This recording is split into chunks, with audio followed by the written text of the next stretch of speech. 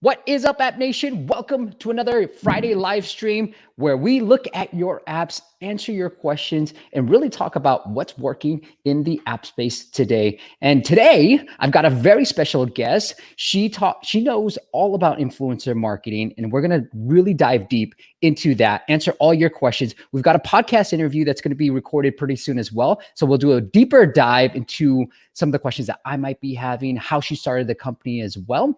But without further ado, here from LA, she is an actress. She's an entrepreneur and co-founder of First Influence, a performance-based influencer marketing agency. You can learn more at firstinfluence.co. So without further ado, Christy, welcome to the live stream. Where did my mouse go? Hello. Thank you so much for that super energetic introduction. I'm so happy to be here. Christy, what does here? I want to pull up your website as well. What does performance-based, like when you first started the agency, like what does performance-based really mean? Performance-based means our influencer marketing campaigns often don't just rely on sort of the impression metrics, like brand awareness metrics. It's more about how many installs do we drive, how many subscription signups do we drive, and also looking at some of the down funnel metrics like ROAS metrics and stuff like that. So that's what a lot of our influencer marketing is focused on. It's a very measured approach as opposed to general brand awareness approach. And before an app developer or founder even thinks about going into influencer marketing, what are some things that you're like, hey, we better have these things set in place before we even think about running influencer marketing? I think it's always super helpful to work with a client that's already done a lot of testing on the paid ad front, obviously optimized their in-app user flow so that they know exactly the type of users that they're going after and what tends to work, the verticals that tend to work. Those are all super helpful, but it's not something that's impossible to figure out by testing influencer marketing as well. Okay, and then, whoops. All right, and then from the attribution side, are there some recommendations that you have for them? I'm not too familiar, but I know AppsFlyer is a really popular choice for a lot of our clients, and that tends to work really well in terms of tracking top funnel, down funnel. That's pretty much the only one that comes to the top of my mind, but I know it's like a major player in the mobile app. Yeah. Yeah. Totally, like Adjust or AppsFlyer will do as well. Yeah. You can actually create links within Google and Apple. And so if you had to go that route, if you're trying to be affordable because those platforms are pretty expensive, you can always try to create a campaign link. I haven't figured out exactly how to work it perfectly, but you can make that work too. Yeah. And I think it is really important to make sure that it's tracking correctly though, because I know it's quite common if it's not set up correctly that those links will still not track all of the conversion metrics. And that's always not helpful when you're trying to really optimize and nail down what's working and what's not. Awesome. Well, I do want to say hi to a few people. And Leandro's here. What's up, Leandro? Always good to see you every week. And then Jane. Hi, Jane. She's a psychic. Christy. Oh, Romaine's here. And then we've got Tiger Moth. Don't know what that is. So if you guys got any questions, please feel free to leave it in the comments. I've got my son with me. He's getting too shy. I've been texting him to get on camera. But he's going to be here kind of moderating the chat below. And then the things that we've got lined up as well. Whoops, wrong link. Let me add this to the stream. Are these apps? So a lot of ASO questions. I'm going to try to get to some of these because they're ASO questions. You know, Christy and I are just kind of look at the screenshots, the icon, the keywords and things like that. And I'll go into some of the things that we might be able to do, but these are the apps that are on the lineup. So we got Mint Studio, we got 8-Ball Pool, and we've got Digital Photo Frame. All right. And I did get some questions, Christy, before we went live just from my audience. The first question is, this is really for the indie. I mean, let's talk about this before we get into some of the questions. What are some of the brands that you work with? Do you require a pretty decent budget? Or is this more for an indie app developer who's sort of bootstrapping their app creation? Yeah. So right now our agency, the average budget size is around $50K a month, which is definitely not, I guess, bootstrap affordable. But we've done campaigns just as a test with clients as small as 5K, 10K. And so what we've done with that budget is working with a lot of micro influencers, even influencers that are willing to work with a brand on an affiliate payout basis. And so those are all possible with a smaller budget. But just to give you guys some information, that's kind of where the budget range is sitting at for our agency. All right. So here's the question from one of my friends as well. He says, do you have any recommendations for outsourcing influencer marketing and social media management? Now, he is an indie app developer who's bootstrapping his app company. Any recommendations there? Yeah, obviously agencies, influencer marketing agencies are definitely an option. But if we're looking at a much more affordable budget, there's ways to definitely still test and tinker with influencer marketing. Because my thing is, if you do a small test and it's showing really strong ROAS metrics, or you're at least getting your money back, or it's generated a ton of brand awareness for you, then you can make the case to then scale that up and outsource that work, the additional work, to an agency or a full-time social media manager. And so there's plenty of ways that you can yourself, as a founder, test influencer marketing. And I think a good way to go about that would be checking out some affiliate partnership platforms. Impact Radius is a really good one. They partner with a bunch of agencies that take on anywhere from really small budgets to large budgets. There's a wide range of agencies that can handle those tasks for you. And the platform itself, it's called Impact Radius. It makes it really easy for a brand to manage all of these small affiliate partnerships. So as opposed to you having to go and search, yeah, there it is.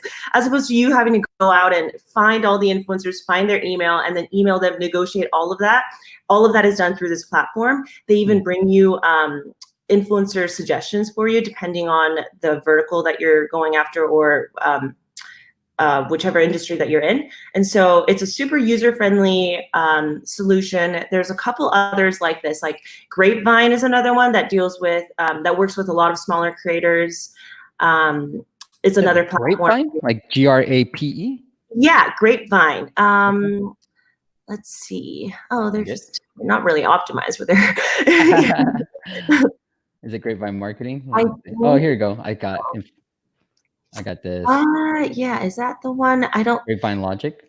Influencer marketing from Grapevine. That's the one. Yeah. Okay, cool. Heartbeat is another one that goes even smaller. So Heartbeat works with a lot of like nano influencers, which would be people that have maybe 1,000 followers to like 5,000. So it's really just like, that's more word of mouth marketing is what they do. And so you can invest a really small amount of money and get a bunch of just regular people to talk about your product or your app. Yeah, Heartbeat, that's another one. That's cool. There's tons. Dovetail is another platform. I think Dovetail is a little bit more and Christy, so I guess the difference between, First Influence, your company, versus this is sort of self-management, these ones that we're kind of highlighting here. But as First Influence, you guys sort of manage it all. Like, hey, give us the budget. We're going to work with all the right influencers, create the content, and then manage the entire process. Exactly. So a lot of times we do actually end up working with a platform like Impact Radius if we are trying to do a ton of product seeding or just more influence or affiliate partnerships, establish affiliate partnerships for a brand. But then part of that budget also goes to directly negotiating deals with mid to large tier influencers to get a YouTube mention going or a fully dedicated video going. We also work with tons of TikTok creators. So yeah, our agency is in charge of everything from beginning to end, coming up with content strategy, campaign, to then going out, negotiating, booking them, sending out contracts, payment, everything is handled through our agency. Having done a little bit of this, oh my God, it's so much work. So that's why there's value in working with someone like with Christy and their team, because it is a lot of work. Just the payment alone, like scheduling, so much, especially if we're working with multiple influencers.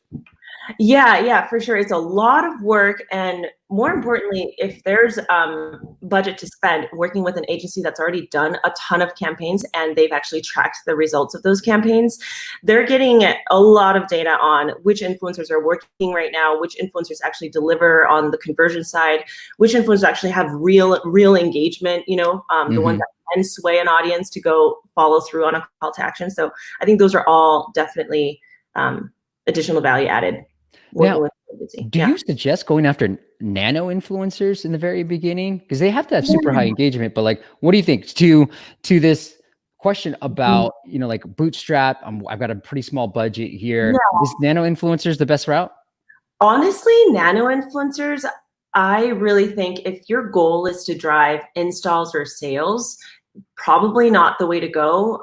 It's really, really, really hard to scale and very far and few in between, or whatever the phrase is. It's hard to find a nano influencer that can deliver sales for you. They're really good if you like their content. They're great at creating content, and maybe they're a creator that's just starting out, just starting to catch steam. You can then definitely work with them to get some of those creative assets and pay a small amount of fee, maybe $100. Usually, like, they'll honestly give you usage rights for $100 or maybe even $50 I've seen, so that you can use their creative assets that they've created just for your app and your brand and repurpose that in a paid ad. And those paid ads tend to perform a lot better for one of our clients. That's like their entire strategy. It's a really big social app, and their entire strategy is leveraging a lot of these small time TikTok creators to using their paid ad efforts. Yeah, I love that strategy too. I was just going to say that because one of our past guests, the CMO of Reflectly, he said exactly what you said. He uses micro influencers, and he did go down as like 5,000 to 10,000. Get them to create the content, pay for that. They'll maybe do some promotion, but then they'll use that as their paid ads too. It's such a good strategy. I love it. It's so cost effective too. Okay, so we got some other questions too. What is the most efficient? And they're like, Christy, they want like step-by-step recipe to do app marketing with TikTok. And my son, who's also on this call, but he loves TikTok. So what's the best way of utilizing TikTok influencers? Yeah, so I have a couple clients that are actively, I guess, airing ads on TikTok. So that's definitely TikTok. They're using TikTok as one of their paid ad channels.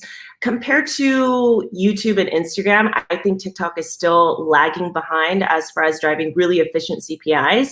And so that's something to keep in mind for you guys if you guys are looking to use TikTok's ad platform. Now, working with TikTok creators, here's the step-by-step. I'll just use an example. Let's say what would be a good example? Let's say you have a cookware company. You're gonna look up a bunch of cooking related TikTok videos, and TikTok naturally, if you find something that you like, a video that you like, it's just gonna show you more of those kinds of videos. Go scroll through, just do a lot of exploring, watch a bunch of content, come across an influencer that maybe has 50K to 100K followers on TikTok, which is still considered relatively small. You like their content, you can tell that they make really great engaging content. Usually they'll have a DM, their Instagram listed, so you would DM them there, or their email listed, so you would email them there. And then you would just tell them a little bit about your brand. Hey, I have this like awesome cookware company, would love to send you some free products in exchange. Would you be willing to create like a fun video like this? It's a bonus if you can find something that creator already made on their channel and that you really like their concept, and you can see kind of like how your brand would integrate with that specific video, that type of video. You could even throw that in there, like, I really love this video that you made. I think it's so funny. I think our cookware company could be showcased in that way. Just some ideas, but would love to chat. Most of the time, I mean, these creators are so like flattered and eager and excited to be working with a brand that sought them out and thinks that they're cool. And so they'll be very receptive. And so you kind of take that conversation from there, see if you can get them to do it for free or in exchange for a free product or something like that, or a very minimal fee. And then you kind of go through like the usual process of receiving the draft, review, give them notes. One thing I do want to remind any brands dealing with influencers, I think like influencers are not actors. So if you want them to get everything word perfect, the delivery to be so, you get so micromanagey with the delivery and the eye line and lighting, it's just not going to work. And you really have to give creators the opportunity for them to be a brand advocate in their own voice as opposed to an actor. And so I would just keep that in mind when you are reviewing these drafts from creators. And that also makes you just so much more of a pleasant brand partner to work with, and they're going to want to recommend their friends to you and work with you again, and just kind of establish that longer term partnership. So that's just generally pretty much what it is. And then you would obtain those rights, test it on YouTube, Facebook, Instagram, TikTok, see if it performs. That's what I've heard too, Christy. Like it's that don't try to be so controlling with them. Like usually they'll come up with some really creative angles and creative type of like, I don't know, videos, and then just let them go. Like this is, they grew a following, like you didn't. No, I'm just kidding. But like they grew a following for a reason. Yeah, like don't ask them to refilm the whole thing because you want them to use this phrasing as opposed to this, or like, oh, the eye line, could you make it a little bit higher than what you were doing? You know, like that's just, and honestly, even if they agree to refilm, it's just going to come off less authentic because chances are they're less excited that you've just made them redo the whole thing over like something really small. So those are things to definitely keep in mind. What if, you've worked with some major big brands too, what is the success that you've seen with performance running through First Influence compared to paid channels like Facebook, Google, Apple search ads, and so forth?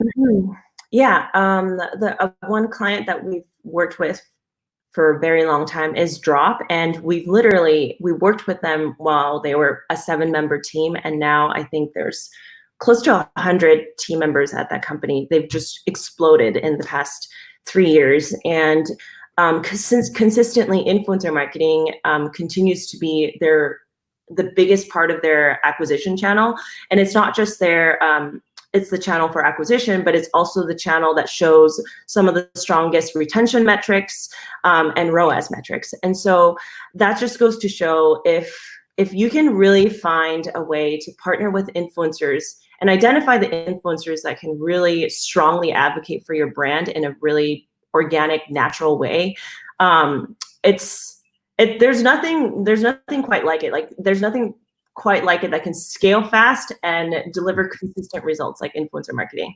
And I also know that on the downside, it can be risky. Like if it's a big miss, some of these influencers are very expensive. So there is that risk, but that's why we take a careful, measured approach. We start small and then we grow. I love it.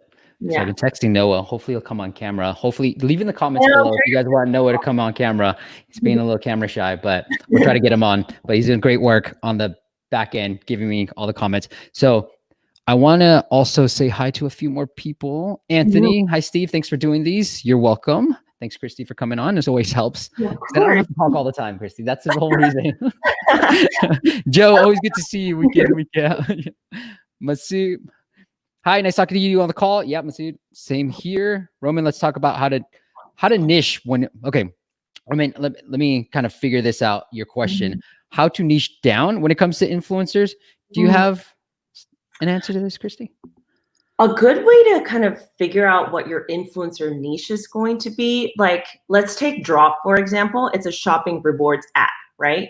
So I download the app, I go through the app, I look at some of the brands and what it offers. Like, okay, I see that there's like a deal for Amazon. I see there's like Walmart on here. And then I start just searching on YouTube. Like if I just type Walmart in, I'll see a bunch of videos that are like, Walmart hauls, like Walmart finds. And I start watching those videos and I look through the comments and I quickly see which types of influencers tend to talk about these things and what their audience kind of looks like, the audience profile of these videos. And so once I locate that, I'm able to quickly find, okay, I know exactly which types of influencers to go after. I'm going to search more of these haul type videos, these shopping related videos, and I'll look at which influencers are posting a lot of this type of content. So I think that's a good way to go. Like I saw that on one of the apps that you sent me yesterday, there was like a geometry math solving app. And if you were to do that, for example, I would just look at just like geometry homework. Like it's super loose and broad, but I might just start there and then quickly just find some content pieces that are being made around like high school kids doing homework or prepping for finals. This is actually something that I did come across on TikTok. Like there's a bunch of kids talking about finals week and how it's like just hell for them. And an app like this, like having an influencer talk about an app like this, I think there's a good chance that it would gain a lot of traction in terms of just getting a ton of impressions on TikTok. So I would just kind of reverse engineer it that way. I like it. Cool. And then hashtags, I've heard that if you do certain hashtags as well. And then what I found, this was another tip from a podcast guest, was on Instagram, just to give you a little bit, Kirsty, from all the talking, on Instagram, you can find locations. So let's say you're trying to target a college. And so you can find that college on Instagram. You see the top posts. I did a video on this as well, but that's how you sort of niche down a little bit more. Yeah. I find that colleges are a good spot too. Yeah, I totally forgot about it. Those are totally practical tools. Location tags are huge. Hashtags are huge. And then the other thing is, once you find an influencer that's like totally, oh my God, this is exactly the type of creator that should be partnering with us, then it's really easy to use like the drop down tool on Instagram and TikTok to find similar creators that are like them. Do you guys know what I'm talking about? It's like the little, Yeah. Because it kind of just jumps down and then shows you like multiple pictures, just like them. Is that what you mean? Yeah, exactly. Or you just stalk the creator. Like, I mean, stalk as in like look through their feed and see which friends that they're hanging out with. They usually hang out with other creators. And so you can find them that way too. Yeah. I like it. All right. We got some questions coming in. All right. So Dimitrios, what's up? How's it going? Vinyek, is Quora good for app marketing? I can lead this off and you can jump in, Christy. I don't think so. I think if you're B2B, maybe it's a good platform because you probably will get those as customers. I've got a podcast interview that's coming up soon where the app developer, Chris, he used Reddit. So find the right communities, but Quora is more of a B2B platform. So I wouldn't think that it'd be so good unless your app is a B2B app. But then again, like I think Reddit might be a better community rather than a Quora, but I haven't heard anybody do well in Quora. Any thoughts? Christy, you want to add? Everything you said sounds great. This is like totally out of my wheelhouse. Here we go back to influencer marketing. What tools do you measure to measure the ROI? Well, we usually rely on our clients' mobile attribution platforms, and they report back to us the metrics that they see. And so a lot of our clients measure installs, but installs rarely mean anything to a lot of our clients. It's more about how, like the meaningful users, how many of those users that installed then go through by with the completing the registration process, linking their credit cards if that's necessary, if there's a subscription component to it. And then of course, like the most important thing is if you are selling through your app and you're charging subscription fees, how many people actually signed up and completed the subscription sign-up process or the trial sign-up process. And so as far as tools go, we rely on whatever the brand is already using, which tends to be AppsFlyer, Adjust. Yeah, totally. And I think Kochava is another one. Yeah, Kochava. There's a lot of these app attribution. So just have that in place. And that's probably the best way of doing it. Again, if you're going to be a little bit more indie, I think you might be able to get away with like Firebase. But at the same time, if you got the money to spend, you probably want to invest in the more upscale attribution tools like AppsFlyer and Adjust. Okay, and there's a lot of conversation about TikTok being banned in certain countries, which is crazy. Demetrio says, Christy, I have the same bookshelf from Big Lots. What? Is it that thing? Yeah, I think so. I think I got that from Amazon or something. Okay. Awesome. Must be popular. Okay. All right. So I think we're good in terms of questions. Let's see what Noah is saying. Okay, cool. Let's get into some of these things from an ASO perspective. So feel free to jump in when you can. Christy, I know. I'm so excited to learn. Okay. Well, thank you. Yeah. So this is an app from Michael, and a lot of ASO questions. So guys, like if you get more specific on the ASO questions, that would help me out a little bit more, but I'll get into it. And if you want your app audited, just go to this website below. It's just a Google form, appmasters.com/audit. But Mint Studio, so it looks like, Christy, it's a app where you can record your own music, and then their AI is going to make it cool like you did it in a studio.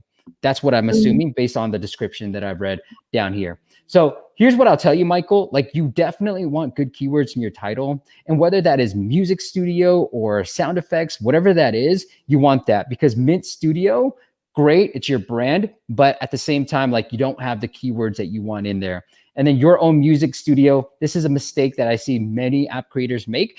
You go for branding in the subtitle when you should have certain keywords in here. So definitely have some good keywords, whether it's soundtracks or, you know, sound engineering, sound effects, acoustic. I'm kind of looking at your description and kind of coming up with different keywords, compression, pitch correction. These are probably keywords that you want to try to rank for, right? And then the thing that I always like to do is I like to use this tool called AppFollow, and I like to go into search ads recommendation.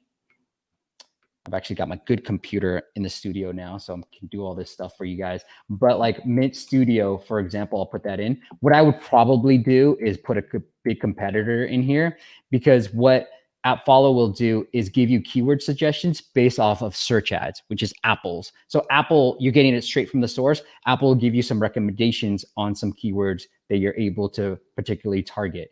And this is taking longer than I want. So while that's happening, I'll go back to here. Your screenshots are pretty nasty.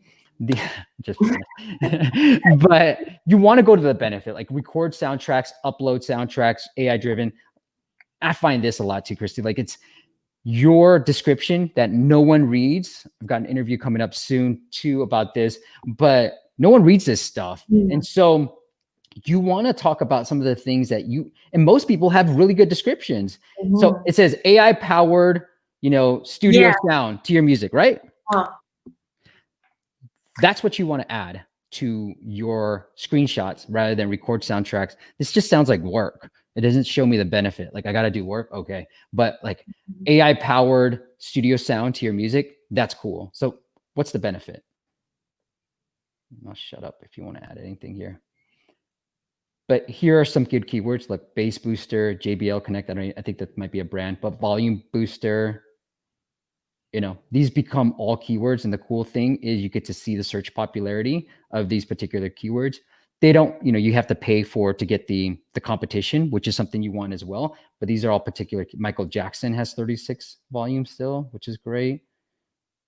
Music booster. Michael Jackson is probably like one of the first CDs I ever bought. My dad bought for me at Costco. Were CDs still around when you were young, Christy? Yeah, I was totally the girl that was carrying around my CD player, listening to music all the time.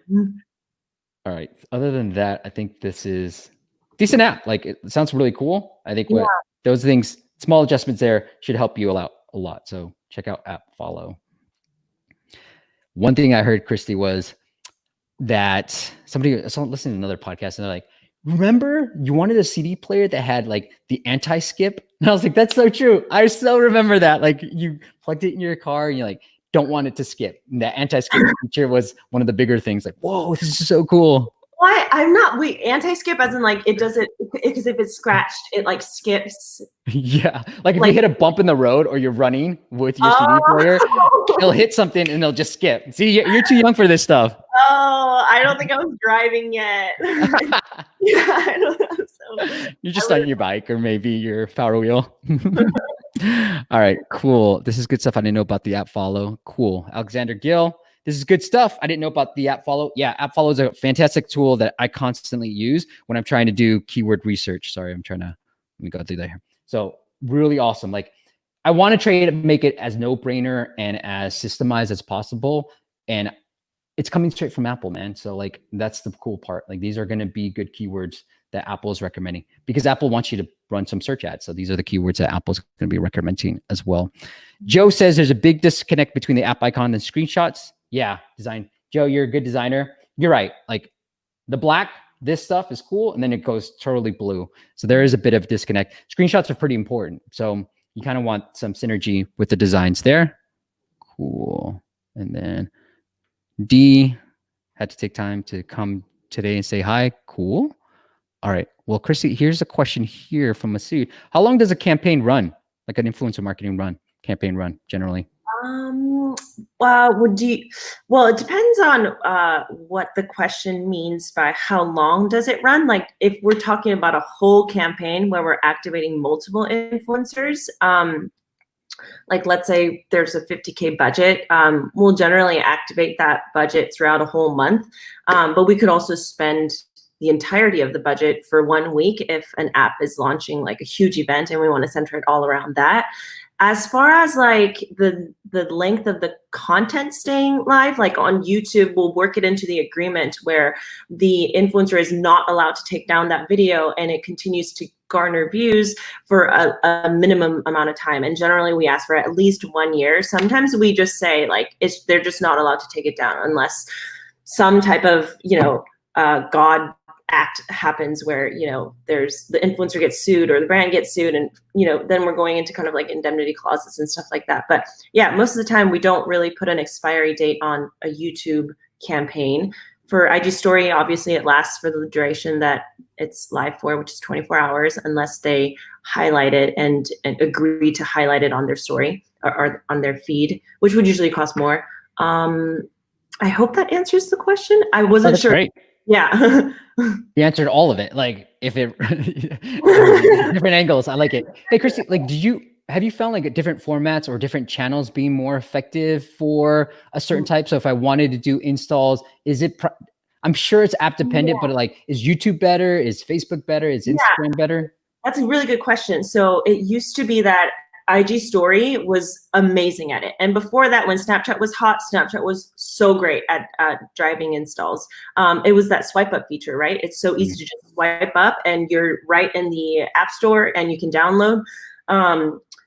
But nowadays we're actually seeing really, really, really good conversions on YouTube. And I think it's because, well, it's a number of things. Like we're not really looking at just installs, right? We're looking at capturing those users that will continue to come back to the app and actively use the app and hopefully pay for your subscription fees. So a platform like YouTube really gives the influencer a chance to demo the app and show, like get people to the aha moment quicker.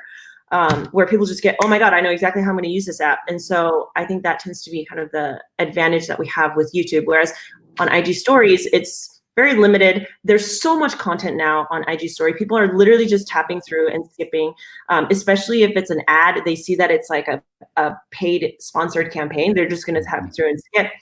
It also doesn't give you a ton of room to like go into in-depth demos before it gets quickly boring. And so I think all of those things kind of contribute to why YouTube is coming out ahead. Yeah, I've seen content.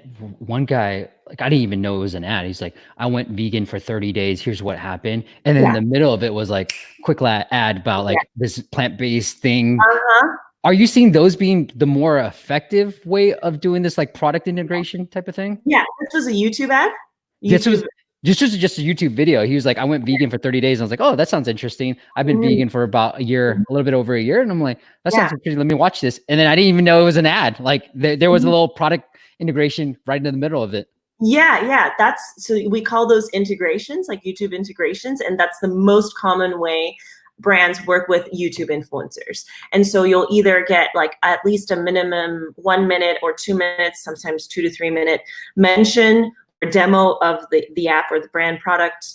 And it usually happens in the middle of the video. We used to like to get influencers to talk about it within the first 5 minutes or 10 minutes of their video, so that, because there's like viewership drop off, right? The longer the video goes on. But nowadays, the more recent practices are maybe we just leave it up to the influencer entirely. Like as long as it's not at the very end, we just want you to integrate it somewhere in the middle of your video, wherever you see fit, wherever you see an opportunity to really naturally then segue into talking about the brand. We want that to happen. And we are not as concerned about the viewership drop off anymore at that point, because the people that are going to be buying or engaging with the ad are the ones that are already paying attention to the content anyways. And so, yeah, that's kind of the new trend in terms of like where the integration gets placed within the video.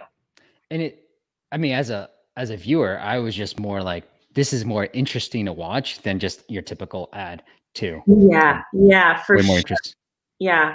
That would have been such an amazing integration if you have like a vegan recipe app or something. Like a video, getting integrated into a video like that would be amazing. So that's the other thing you have to think about when you guys are looking to hire influencers for an integration, is that you can't dictate what happens in the rest of the video, but you do want to at least have some say on, well, what type of video are you planning on making? And make sure that your app isn't going to be just so like, this is random. So yeah, most influencers would want it to be that way anyways. But yeah, it's definitely something you want to kind of ask about. And it's so true. It's like, if you think about the headlines, because, you know, as a YouTuber myself, like I'm figuring out different headlines actually perform better in terms of views, and having that headline versus like this food delivery plant-based thing is awesome. That's not going to drive views. Whether you say, you know, going the vegan for 30 days, that's a very popular thing. Doing something for 30 days, here's what happened, is a very popular thing that's happening on YouTube. Absolutely. Yeah. It's like a trend on YouTube. Yeah. There's like, I tried this for 30 days. I tried the popular TikTok workouts for 30 days. Here's what happened. That kind of stuff is so trendy. And so we like to kind of pay attention to those trends and see, oh, like our brand, one of our clients, like that would be such a good trend to integrate into. So then we look for influencers that are currently doing those trends. And then we hit them up and see if we can get a campaign going. Christy, I tried to do this video too. It's like, I tried juicing for 30 days. Oh my God, it's so hard to create this video. I have all these clips of me like trying to juice, and I'm like, I'm never going to do anything with this content. Really? Wait, did you actually complete the juicing for 30 days? I did do it for 30 days, but then I was like, I don't even know what angle to use. Like, it's probably better to plan it out, but I was like, I want to try this because it is a trend. So I was like, oh, let me try doing it. But it is so hard filming these things.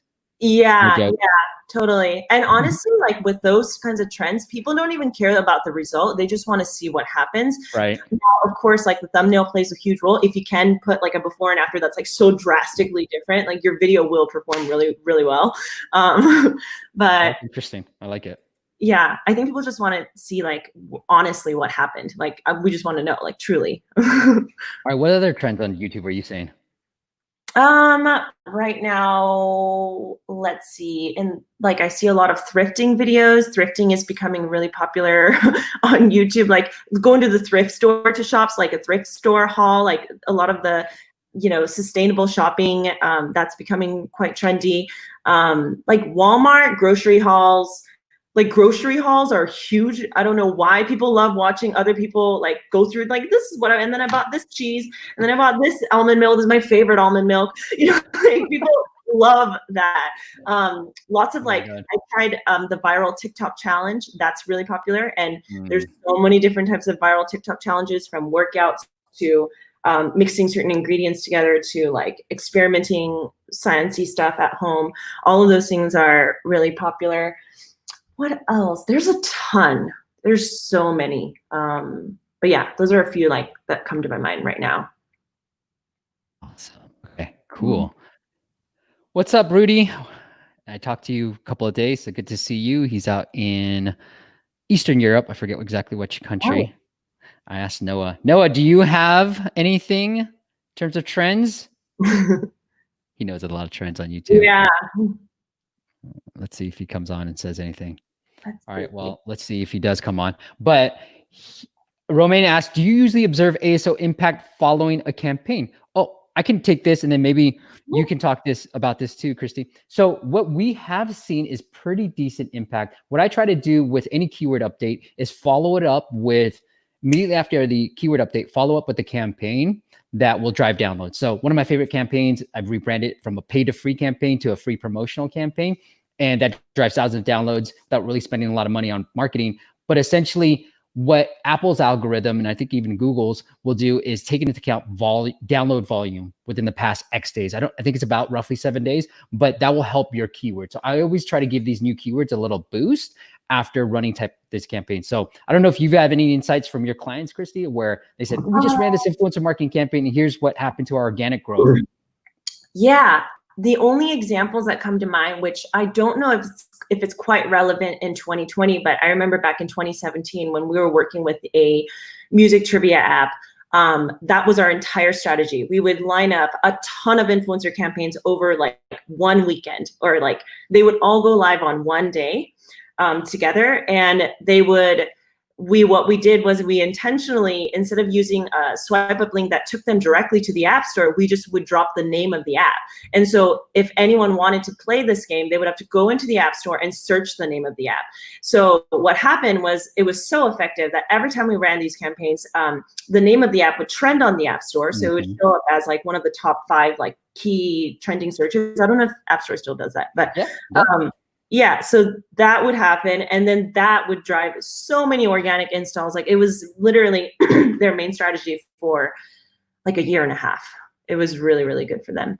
And that was all driven through influencer marketing. Yeah, we've seen that happen too. Yeah. Like a couple of years ago when we ran influencer marketing, we would start trending and that would even lead to more organic growth. And so there's just this like great domino effect that would happen. Yeah. I don't know do you know if it's still where the algorithm gives weight to people actively searching, like typing and searching? I think it does because I still see it. It was very prominent before, so that if you would show up, I'm trying to quit my QuickTime going, but if you would show up, you'd get so much more. But they've kind of hidden this feature a little bit more, so it's not as prominent. Yeah, people started gaming it. Yeah, man. I mean, Apple, let's just have some fun with these gaming things when we're trying to game it. Here, I will try to show you guys where this shows up. Yeah. All right. My dog is barking in the background. My dog is surprisingly quiet right now, so this is good. All right. So here you go. Let me get this going. All right. So here is where we see this. This is this little discover. So I'm in the search, and I think this is where it used to always be, this little discover food delivery, basketball games, all that stuff. And so your keyword, your app name would start showing up and you get way more organic downloads that way. But again, it used to be way more prominent. Now they have all this suggested stuff. So it does help though. Net, I think it does help. All right, let's get into one more question and then we'll do another app audit. So Masood asks, if I just want to run ads for iOS, is there a way you can filter out influencers who may not have followers using iOS platform? So I guess. Oh, well, I think that's always, it'll never be perfect. Like, I don't think there's a way you can find an influencer whose entire audience uses iOS. Most of the time, we will see that most of their audience members use iOS, unless we're working with some foreign influencers, where in those markets, way more users are a fan of the Android phones. So yeah, there is no way that you can really filter out and get granular with an influencer's audience if what you're after is like isolating just an iOS audience versus an Android audience.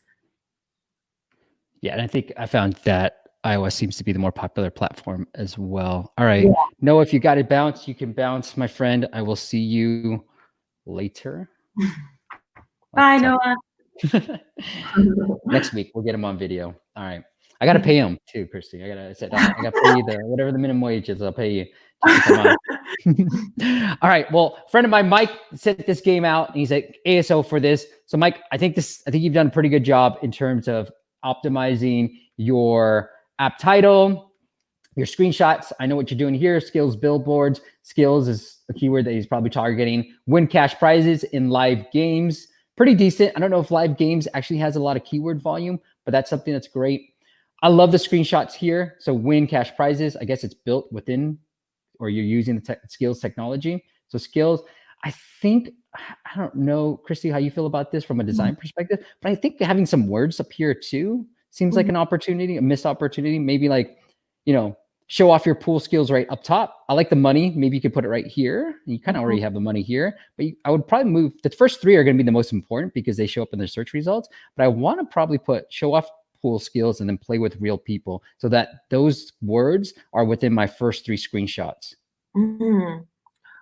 What are your thoughts on like video previews? Because I'm seeing that a lot. Yeah, let's see if these guys are using it. So like it's hit or miss because some people have said, yes, video previews work. And some people have spent some money and had not seen anything come back in terms of an ROI. So I think for games, it's kind of cool to have. Yeah. But for like non-games, I don't think it's as important. And they're not using video ads here. I'm in their app store. But yeah, like I like all this stuff. And I like anytime that people like, especially when it comes into like win real cash prizes, I like it when you show people winning. You know what I mean? You know the sweepstakes stuff? Yeah. Or even just literally dollar signs coming out of like, it's like the whole casino effect, right? Like the slot machine effect where it just sounds and looks like it's just shelling out money all the time. Yep. Yeah, I was just asking about the video preview just because a lot of our gaming app clients say that even on the paid ad channel front, like video demos are always the ones that draw people in if it's a game. And so, a good thing to explore, potentially. Yeah. I agree with that. And then the Spanish Mexico trick, I kind of said this in the previous videos too, but it's one of the ways that you can double up the keywords that you're targeting in the US because it's actually indexed by the Spanish Mexico localization. So if you really wanted it to get super aggressive, like there's Spanish here, obviously, but like put in, you don't need skills, you already have it in the US. You don't need 8-ball pool, you already have it in the US. But if there's other games like pool table, I don't know, trying to think of what other keywords you might want to go after. Yeah, that's a great one. Okay, thank you. Yeah, billiards. So like that, mix it up the keywords. If you already have it in the US, you don't need to repeat them in the Spanish Mexico title and subtitle. If you want to go after the US, you don't put Spanish, just put English in there, and you can double the keywords in there, and they'll help you with the US keyword ranking. Okay, cool. Anything else? All right, I think we're good. I think overall it looks really, really cool. The one thing that I have this video coming up that says ASO mistakes, beginner mistakes. One thing I would say is ask for the reviews. As I'm actually, let me go back to this. As I'm looking at the reviews, you know, it's 4.6, you're close to 1,000, which is awesome. 4.6 is pretty high. And I guess when I look at Mint Studio 2, 4.8, and then this one, you guys are 403. One way to really get a lot more reviews is to ask for it. Ask for it sooner, because only about 30% will come back to your app day one. Retention rate. That's just apps flyers, you know, across all different app categories. So different categories relate, but you want to really focus on retention. But I always say ask for the reviews sooner than you feel comfortable, because not in the first open, but like when somebody does something cool within your app, like maybe they've finished the game or want some money, ask for it, because they may never come back and play another game. So ask for that review. Use that iOS integrated review thing where they don't have to go to the app store. They can just leave a review within your app. Okay. Let me get to some of the questions. We only have 3 minutes. I'm super excited about our interview. I think I want to dive deep sooner too. I mean, a lot of the questions I wanted to ask you, we've sort of talked about here too. All right. Hi, everyone. Soon I will complete testing new Facebook, Instagram, WhatsApp, Skype-like application. What is the best way to market it? Oh, wow. Looks like it's a messaging platform. So he's got a new messaging app and he wants to figure out a way to promote it. I've got an idea. I think influencer marketing is actually a good bet for him. Mm-hmm. Yeah, it's hard to kind of suggest ideas without knowing the specifics of the value proposition of this app that would differentiate itself from the other existing messaging apps. But if it is a feature or a discovery feature that helps you connect with certain types of people, whatever it ends up being, I think influencer marketing is definitely a possible space that this app could explore.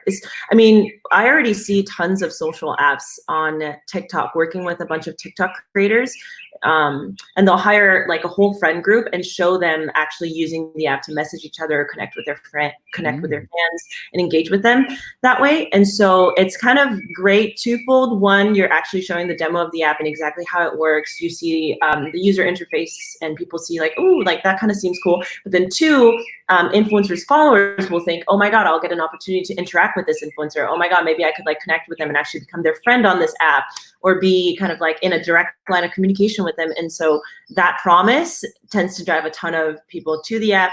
And you know, the more users you have on the app, the better it is in terms of retention and actually providing value for the people that are on the app as well. Because then now you have like people to engage with on the app, or use the app to connect with other people.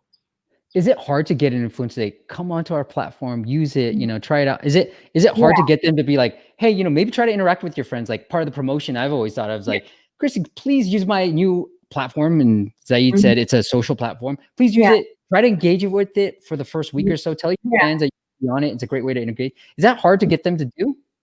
Yeah, it is hard because you're asking for, you're asking a lot. Yes.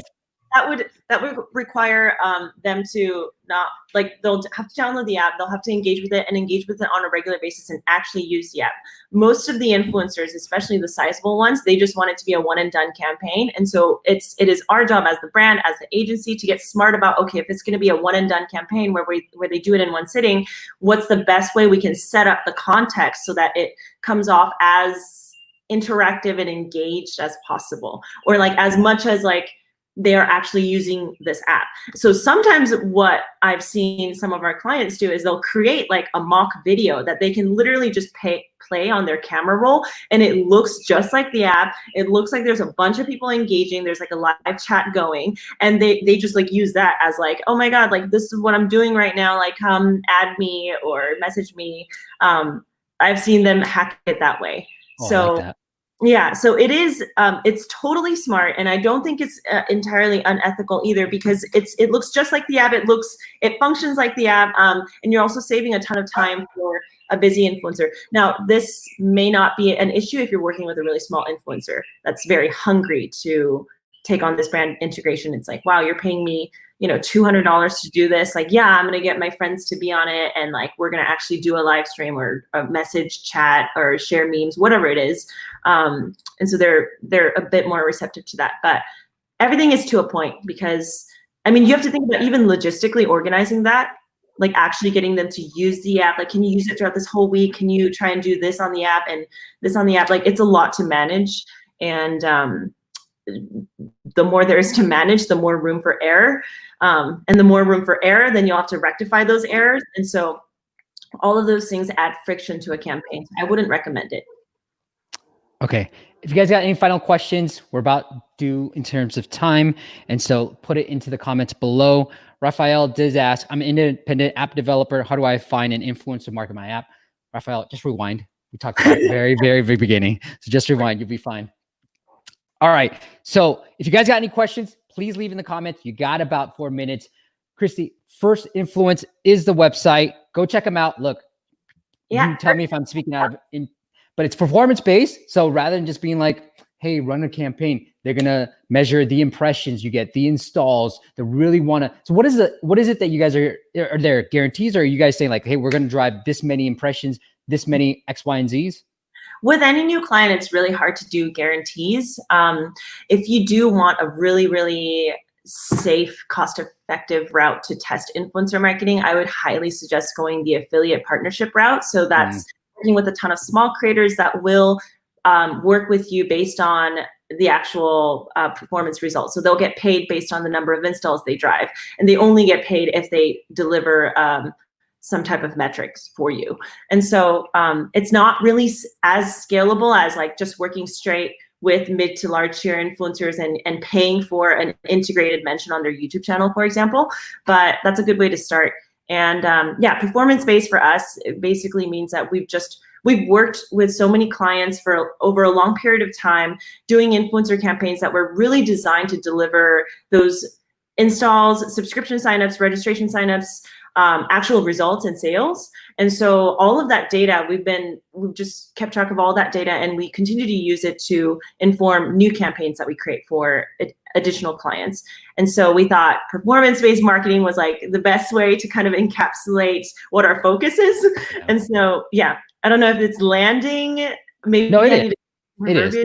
Yeah, no, I like it. And I think it makes you sort of different than any other influencer marketing platform or agency out there, because it's like, yes. And I kind of think of the same way. I'm like, we're results driven, we know what works in the space. And so for the most part, we're going to drive results for you. We're not just going to run a campaign and hope for the best. Like, we're not going into and shooting. We're not shooting in the dark. Like, we know when we are hiring these influencers, we know to a certain degree, a pretty good level, like how this is going to perform.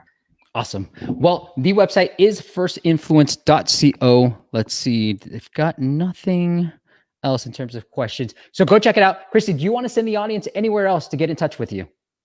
Well, if you guys wanted to ever DM me on my socials, you guys can just find my Instagram. It's at Christy Ani, which is CHRISTYAHNI.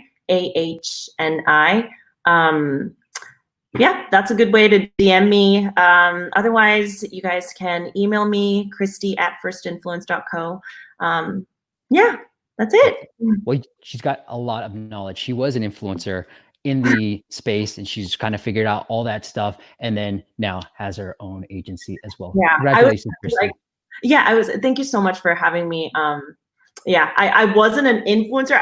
I've been acting, and I've also done like in-house content creation for a brand. So I was making a lot of social content pieces for a brand client. So that's my background, but thank you. Yeah. We're going to get all that into the podcast as well, but I wanted to use this platform to sort of answer any of the questions that they might have, the audience might have, and then go into more of your background, how you started. I apologize for that. Thank you so much for coming on, Christy.